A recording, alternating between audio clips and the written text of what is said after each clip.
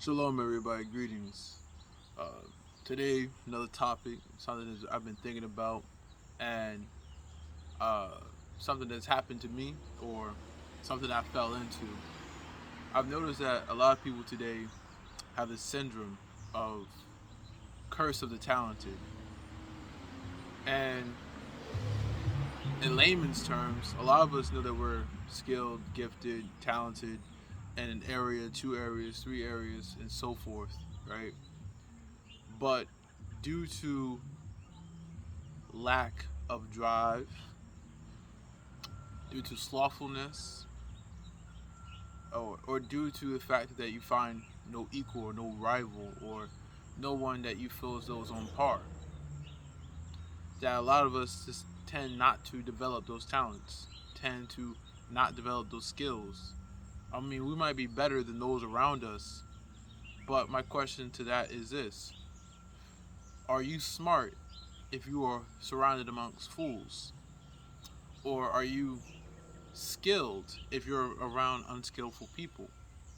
Um, we're in the age of information and technology, which actually allows us to scale an unrealistic abilities, but also ability to push ourselves much further and much farther, right? Um, and this syndrome, this curse of the curse of the talented, is actually really paradoxical because we're blessed in one area. I'm just going to say, for instance, let's take sports, right? Let's say I'm very fast.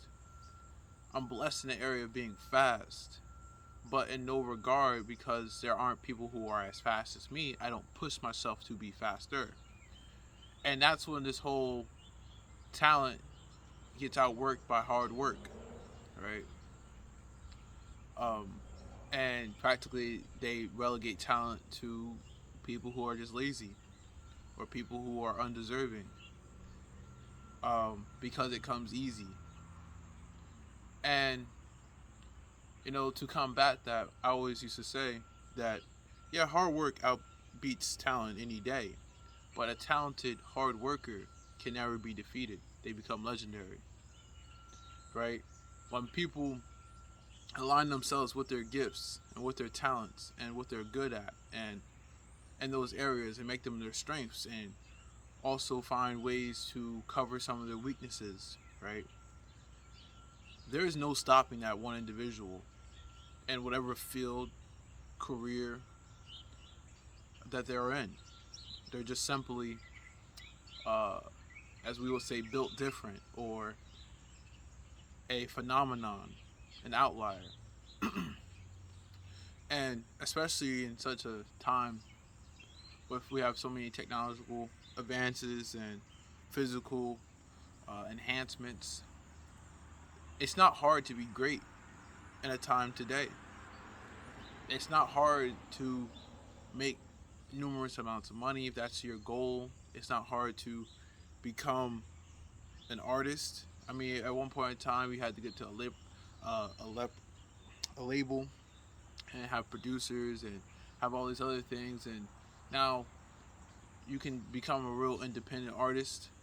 Um, and same thing with sports.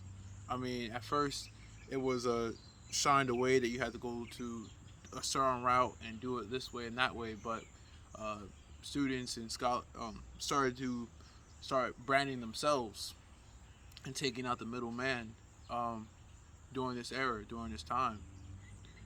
And for those who are complacent and content with their talent, I have to say this: do you feel as though there will be regret in their later days? Um, there's a parable that's shared by Christ, and it's talking about the talents. And this Lord over this vineyard and what have you goes away, and he gives each one of his servants a few talents, each one according to their ability, and each one of them is expected to multiply these talents. One was getting 5 and he made 10. Another one was getting 2 and he made 4, and one remained with his one. And when we really look at that, right? And that one that remained with one was considered to be slothful, wicked, and whatnot. But let's apply that to ourselves. We're never expected to stay stagnant. We're never expected to not keep growing, not to keep learning, right? And it's became so cliche, but at least in the areas that we shine in, we should still be developing in. There's really no apex or pinnacle that we're supposed to be reaching, right? There is self mastery, which I will be having a series on that soon, on the various aspects of self mastery and some practical ways to apply that, and the mind, body, and soul, and things of that sort, right? There's a certain level of mastery. Don't get me wrong, but the nuances and the things that we're still learning, even with music, right? Even with different instruments being created, or innovations, right? Different methods of plucking, different methods of singing. Same thing with sports, right? Different ways of playing, different tactics, different methods, different workout regimes, right? Same thing with business, different expansions and different plans and different marketing tools, right? It's ever going forward. To think that I, us ourselves should stop developing and stop growing, and those talents is the equivalent of us being like that one slothful servant. We got something, right? They said if you don't use it, you'll lose it, right? That is true to an ever growing state. You know, the curse of the talented is a curse placed onto oneself, because no one really cursed that talented individual, right? It's actually limitations that they set on themselves, and sometimes could be the hardest limitations to outgrow, but are the most liberating and easiest limitations to remove. Hard because you have to change yourself. It's not changing the things around you. But easy because you have full control over yourself and what you do and the way you act, right? So I just wanted to put that on everyone's mental. The curse of the talented is self-imposed.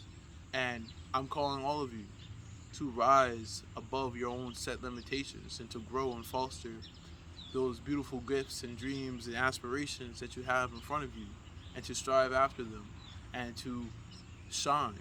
I give you all authority to shine. Let no individual tell you that you can't do it like this or you can't do it like that. Show them and shine. Shalom and peace.